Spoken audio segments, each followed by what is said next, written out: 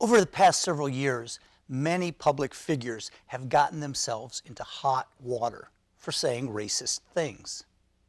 These people are quick to get on their social media to protest, "I'm not a racist." There are two kinds of misunderstanding going on here, so let's take a minute to unpack them.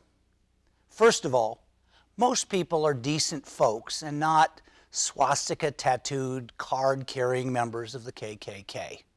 In other words, they aren't bona fide racists. However, the words people use sometimes are racist, and we need to gently point this out so they can learn from their mistakes and get back on good terms with their coworkers or neighbors of color. So, first point, we have to distinguish between people and their words or actions. Secondly, and more importantly, most folks don't fully understand that racism is much more complex than calling someone the N-word or burning a cross on their lawn.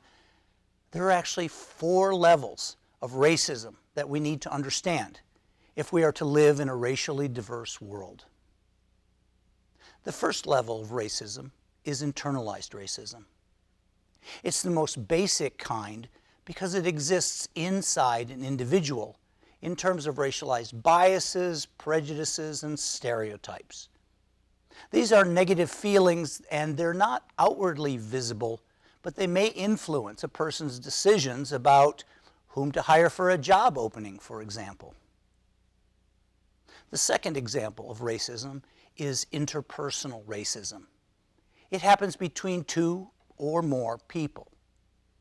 And this is the kind that we most easily identify. For instance, when somebody writes racialized graffiti on someone's property or denies them service because of skin color. We have to be careful because we often get hung up on this fairly elementary kind of racial bias, which reporters often latch onto in their news stories. Don't get me wrong, this kind of racism is mean, it's harmful, and it's unfair. But we need to talk about 2 types of racism that are far more evil. The third level of racism is institutional racism. It occurs in any kind of organization where there is a hierarchy of influence. It could be a school, a bank, a church, an insurance company, or a government.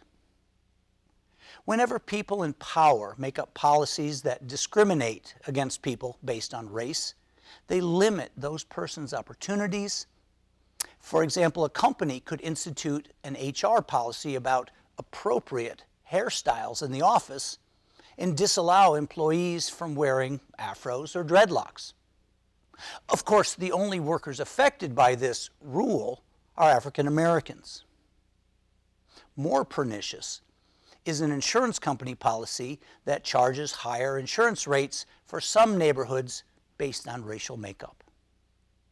Institutional racism is harder to observe because it isn't blatant like shouting bad names at a person of color. It exists in the form of ordinances or bylaws, and it allows everyone to say, well, those are just the rules. What we have to do then is ask who made up the rules, usually the racial majority, and who is most negatively impacted by these rules, usually racial minorities. The fourth level of racism is structural racism. This is where we find multiple institutions all working together to limit the access or opportunity of people of color. This combination creates a systemic effect that makes it harder for people of color to prosper. For example, the real estate industry has been long known to direct home buyers towards some neighborhoods and away from others based on racial identity. Banks historically gave better mortgage rates to some communities than others.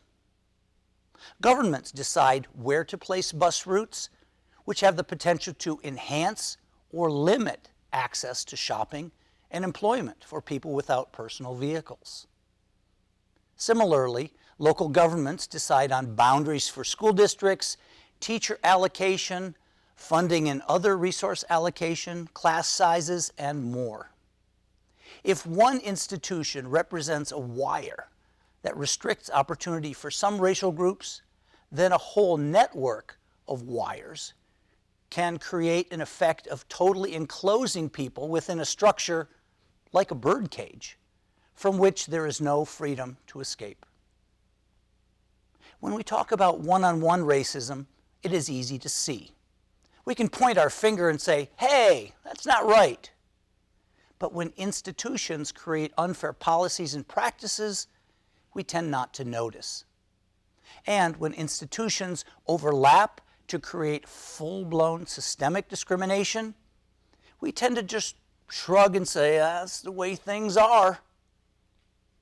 Beginning today, we invite you to challenge the way things are by asking questions like, who made these rules?